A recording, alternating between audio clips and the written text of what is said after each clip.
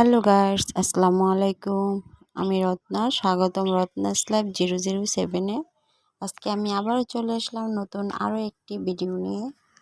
আমি আজকে তৈরি করে দেখাবো ঘরে তৈরি পিৎজা। তাহলে চলো শুরু করা যাক আজকের রেসিপিটা। আর এই পিৎজা বানানোর জন্য আমি প্রথমেই এখানে নিয়ে নিচ্ছি 1 চামচ চিনি। তারপর এখানে আমি দিয়ে দেবো কুসুম গরম পানি, দিয়ে একটু চিনিটা ভালো করে নেড়ে চেড়ে দিব যাতে চিনিটা গলে যায়। এরপর আমি এখানে দিয়ে দিব 1 টেবিল চামচ ইস্টটা ভালো করে নেড়ে চেড়ে দিব। এবার আমি এই ইস্টটা কিছুক্ষণের জন্য ঢাকনা দিয়ে ঢেকে রেখে দেব রেস্টে। এবার আমি পিৎজা বানানোর ডো তৈরি করব। ডো তৈরি করার জন্য এখানে 1 কাপ নিয়ে নিয়েছি ময়দা, দিয়ে দিলাম পরিমাণ মতো লবণ, আর দিয়ে দিলাম সামান্য পরিমাণে সয়াবিন তেল। এবার আমি হাতের সাহায্যে তেলটা আটার মধ্যে মাখিয়ে নিব। ভালো করে মাখাতে হবে, আর হাত দিয়ে এরকম মুঠ করে দেখতে হবে যে তেলটা ময়দার সাথে মিশে গেছে নাকি। এবার আমি ওখানে দিয়ে দেব ইস্ট।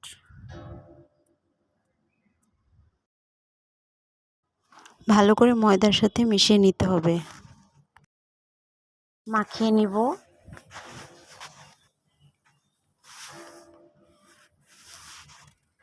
পিৎজা বানানোর ডোটা অবশ্যই নরম করতে হয়।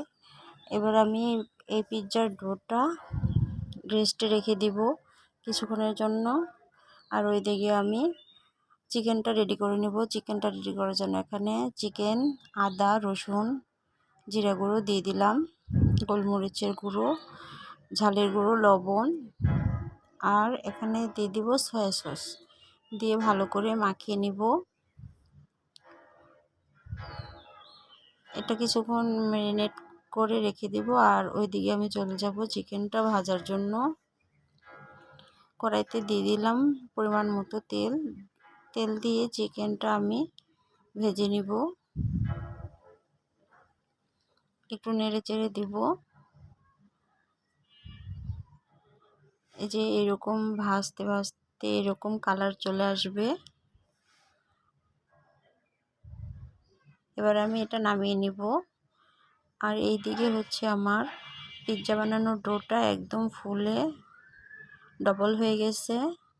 এবার আমি পিৎজাটা রেডি করে নিব। আমি এখানে পিৎজা বানানোর জন্য একটা রুটি বেলে নিয়েছি, নিয়ে আমি এদিকে চারদিক দিয়ে একটু ডিজাইন করে দিব যাতে রুটিটা ফুলে না যায়। এবার কাঁটার চামচের সাহায্যে কেটে নিব, তা নাহলে রুটিটা ফুলে যাবে। এবার এখানে দিয়ে দিব টমেটো সস, দিয়ে উপরে ভাজা চিকেনগুলো দিয়ে দিব।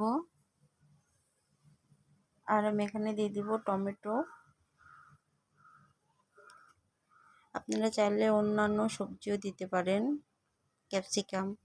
আমার হাতের কাছে ক্যাপসিকাম ছিল না, আমি এর জন্য টমেটো দিলাম, পেঁয়াজ দিয়ে সাজিয়ে দিলাম, আর দিয়ে দিলাম কাঁচামরিচ একটা। এবার আমি এটা আর দিয়ে দিলাম চিজ। এটা অবশ্য আমার ঘরে বানানো চিজ ছিল। এবার আমি দিয়ে দিব চুলাতে। আমি এই পিৎজাটা অবশ্যই চুলায় বানাইছি। দেখেন আমি নামিয়ে নিলাম, একদম রেডি পিৎজা। এবার আমি কেটে দেখাচ্ছি।